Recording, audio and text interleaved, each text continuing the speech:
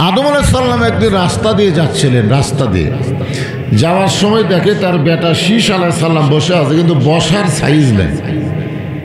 বসারও কিন্তু একটা সাইজ আছে, যেরকম আছে না নাই। 5 বছর পর পর ভোট নিয়ে কেউ যদি ক্ষমতায় বসে সেটা একটা বসা, আর কেউ যদি ভোট ছাড়াই 15 বছর জোর করে ক্ষমতায় বসে থাকবার চাই, সেটাও একটা বসা। যেরকম ঠিক কিনা?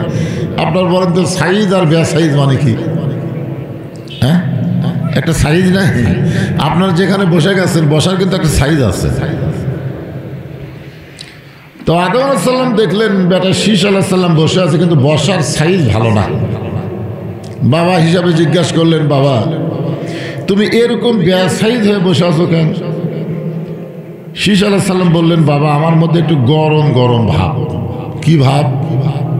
গরম গরম ভাব বোঝেন না? অহংকার। যেরকম ওবায়দুল কাদের অহংকার করে বলতেছিল পলাবো না পলাবো না, ঠিক না? পলাবে না, মাঝে মধ্যে কয় খেলা হবে। কিসের খেলা? এটাকে বলা হয় অহংকার। 15.5 বছর জালেম সরকার যে অহংকার আমাদেরকে দেখাইছে, মনে হয় তারা ছাড়া কেউ নেই, ঠিক কিনা বলে? বর্তমানে আমরা দেখতেছি ওদেরকে আর অনুবীক্ষণ যন্ত্র দিয়ে খুঁজে পাওয়া যাচ্ছে না। যেরকম কথা, ঠিক কিনা? তো এখন শীষ আলাইহিস সালাম বললেন, বাবা আমার মধ্যে একটু গরম গরম ভাব। কি ভাব? একটু কথা বলেন। গরম গরম। তো আদম আলাইহিস সালাম বললেন, কিসের গরম? বলে গরম হওয়ার পিছনে কারণ হলো 3টা। যেরকম কয়টা? 1 নম্বর কারণ হলো আমার বাবা আদম আল্লাহর নবী। 2 নম্বর কারণ হলো আমি নিজেও আল্লাহর নবী। 3 নম্বর কারণ হলো দুনিয়াতেই আমি বউ হিসাবে পাইছি বেহেশতের হুর। কয় কারণ? 1 কারণ কি? বাপও আল্লাহর নবী, নিজেও আল্লাহর নবী, আর দুনিয়াতে বউ পাইছে হুর, হুর জান্নাতের হুর।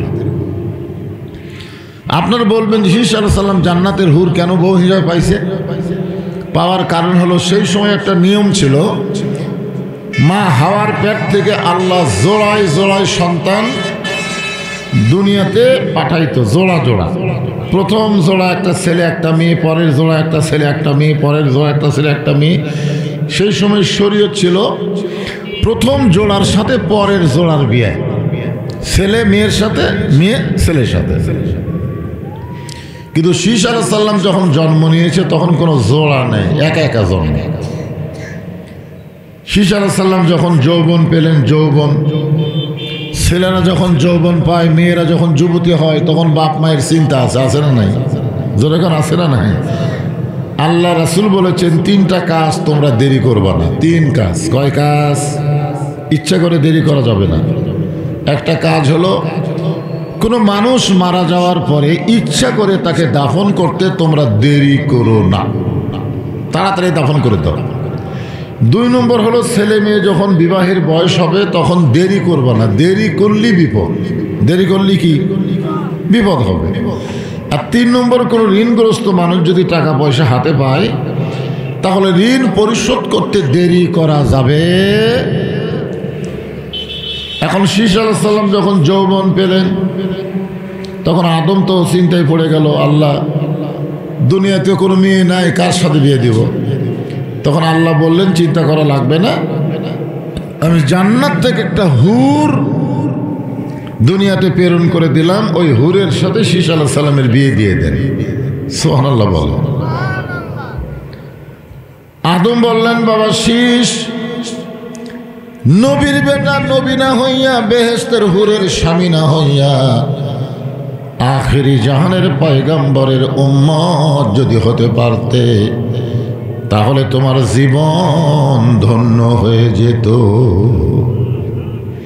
এ ওয়াজ শোনার পরে যদি সুবহানাল্লাহ না কন তাহলে কখন কবেন? কি বলতেছে খেয়াল করে শুনছেন আপনারা? যে নবীর বেটা নবী না হয়ে, বেহেশতের হুরের স্বামী না হয়ে, শেষ নবীর উম্মত যদি হতে পারতে তাহলে তোমার জীবন ধন্য হয়ে যেত। এখন আপনারা বলেন আমরা কোন নবীর উম্মত? আমাকে নবীর পরে কোন নবী আছে নাকি? শেষ নবী বলতে বোঝা যাচ্ছে আমাকে নবী, কারণ আল্লাহ কোরআনে বলেন মা কানা মুহাম্মাদুন আবা আহাদিন মির রিজালিকুম ওয়ালাকিন রাসূলুল্লাহি ওয়া খাতামান নাবিয়্যিন। আল্লাহু আকবার। আমাদের বাংলাদেশে কিছু লোক আছে, এটা ঠাকুরগাঁও পঞ্চগড়ের দিকে আছে, আমাদের নবীকে ওরা শেষ নবী মানে না। আমাদের বগুড়াতেও আছে, বগুড়াতেও কিন্তু কাদিয়ানি মসজিদ আছে, আপনারা জানেন? আছে। এরা আমাদের নবীকে শেষ নবী মানে না। আপনারা বলেন তো, আমাদের নবীকে যারা শেষ নবী মানে না এরা কি মুসলমান না কাফের? জোরে বলা লাগবে, মুসলমান না কাফের? তাহলে কাদিয়ানিরা যারা না বলে মুখ বন্ধ করে আছে, ধরা খাবেন হাসরের ময়দানে। হাসর হবে তামার সানি, উম্মত বলবেন পানি পানি। হাসর হবে তামার সানি, উম্মত বলবেন পানি পানি। সেই কঠিন দিনে নবী বিনে পানি দেওয়ার সাধ্য কারো নাই। যারা জবান বন্ধ করে আছেন তারা ওই পানি পাবেন না। আর ওই পানি যদি কেউ একবার পান করে, কোন সূর্যের তাপ তাকে লাগবে না। সে যদি জাহান্নামের মধ্যেও যায় আল্লাহ তাকে জান্নাত বানায় দিবে। এই পানি হলো হাউজে কাউসারের পানি। তা আমাদের নবীর পরে কোনো নবী আছে? তো যেই বলবো যে যারা আমাদের নবীর পরে নবী মানে তারা হলো কাদিয়ানি, ধরে কন তারা কি? আর যেই বলবো কাদিয়ানি কি, আপনার জবান খুলে বলবেন কাফের। কাদিয়ানিরা কি? আরো জোরে জোরসে বলুন মাশাআল্লাহ। আপনাকে এই কথা খালি এখানেই নাই, এ কথা লাইভের মাধ্যমে, এরকম ইউটিউবের মাধ্যমে গোটা পৃথিবী ছড়ায় পড়বে যে ভাগ দুবরার মাহফিলে দিনের বেলায় আল্লাহর বান্দারা বিশ্ব নবীকে শেষ নবী বিশ্বাস করে কাদিয়ানীদের কাফের বলেছে, আর ফেরেশতারা আল্লাহর নবীর কাছে গিয়ে বলবে ইয়া নবী, ওই ভাগ দুবলার আপনার উম্মতেরা পাপী হতে পারে কিন্তু আপনাকেই শেষ নবী হিসাবে তারা বিশ্বাস করে। তাহলে চিন্তা করেন আমাদের পক্ষে কি হলো। এই জন্যে সবসময় মুখ বন্ধ থাকা উচিত না। খালি এই মুখ বন্ধ থাকার কারণে গোস্তের দাম খালি সমানে বাড়তেছে, ধরে কোন ঠিক কেনা যে গরুর গোস্তের দাম 500, 550, 600, 650, 700। আমি এক কষাই করলাম, কে রে ভাই গরুর দাম তো এত বাড়েনি, তোমরা গোস্তের দাম বাড়াও কেন? কই মুখ বন্ধ হুজুর, কেউ কথা কয় না তো।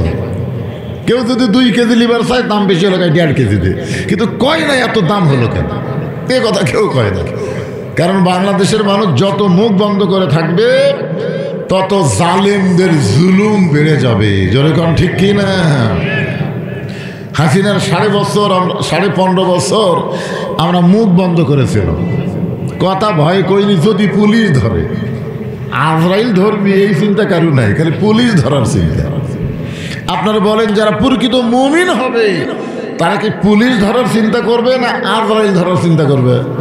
কিন্তু আমাকে আজরাইল ধরার টেনশনই নেই, পুলিশ যেন না ধরে। হ্যাঁ, তো শীষ আলাইহিস সালাম বললেন, আশ্চর্য হয়ে লাফ দিয়ে উঠছে, আর বসে থাকে লাফ দিয়ে বলতেছে, বাবা নবীর বেটা নবী না হইয়া, বেহেশতের হুরের স্বামী না হইয়া বিশ্ব নবী শেষ নবীর উম্মত হলে আমার দাম বেশি হতো। এই নবীটা কে? এমন কথা আপনি কেমনে বললেন?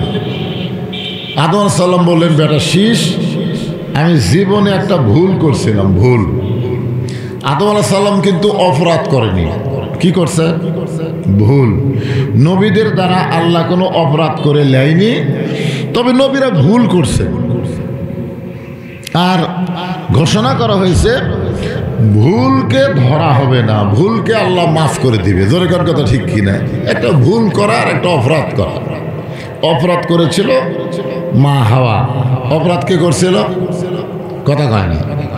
আল্লাহ যখন বললেন ওলা তাকরাবা হাজিস শাজারাত ফাতাকুনা মিনাজ জালিমিন, ওই গাছের কাছে যাইও না গাছের কাছে গেলে জালেমদের অন্তর্ভুক্ত হবে, এ কথা কার? কিন্তু আপনারা বলেন তো আদম আলাইহিস সালাম কি গাছের কাছে গেছিল? যায়নি। মা হাওয়া গেছিল। হাওয়া কখন গেছে? ওই স্টার জলসা জি বাংলা শয়তানের ওয়াজ, জোরে বলেন কার ওয়াজ? আপনাদের ঘরে ঘরে শয়তানের ওয়াজ আছে না নাই? ভারতের চ্যানেল মানে হলো শয়তানের ওয়াজ। বাংলাদেশের যত চ্যানেল আছে মেয়েরা দেখে, কথা কন না কেন? আপনার বাড়িতে যদি ডিশের লাইন থাকে আপনি খেয়াল করে দেখবেন আপনার বাড়িয়ালি কোনো মেয়েই বাংলাদেশের চ্যানেল দেখে না, চ্যানেল দেখে ভারতের। ভারতের চ্যানেল দেখা মানে ইবলিস দেখা। জোরে কন কি দেখা? ইবলিস। জোরে বলেন কি? তো ইবলিস এসে আদম মা হাওয়াকে ধোঁকা দিল। যে গাছের কাছে আল্লাহ যাইতে নিষেধ করার কারণ জানো? এখন শয়তানের ওয়াজ শোনাই তো জায়েজ নাই, কিন্তু হাওয়া শয়তানের ওয়াজ খালি শুনলো না, বিশ্বাসও করলো যে গাছের ফল খাইলে আর কোনোদিন জান্নাত ছাড়া লাগবে না। গাছের ফল খাইছে। এখন ইবলিস বলতেছে খালি তুমি খায় তুমি জান্নাতে থাকবে, তোমার স্বামীকেও খাওয়াও। শেষ পর্যন্ত সেটা শরবতের মধ্যে মিশায়া আদম আলাইহিস সালামকে খাওয়াইছে। এখন আপনারা বলেন তো ভুল করছে না দোষ করছে? ভুল করছে, কারণ খাওয়াইছে এটা তো আদম জানে না। যখন জানিছে যে শরবতের মধ্যে গন্ধম ফল আছে, এটা জানার পরে আদম নবী যদি চুপ থাকতো তাহলে বোঝা যাইতো যে তারও কিছু ইচ্ছা আছে।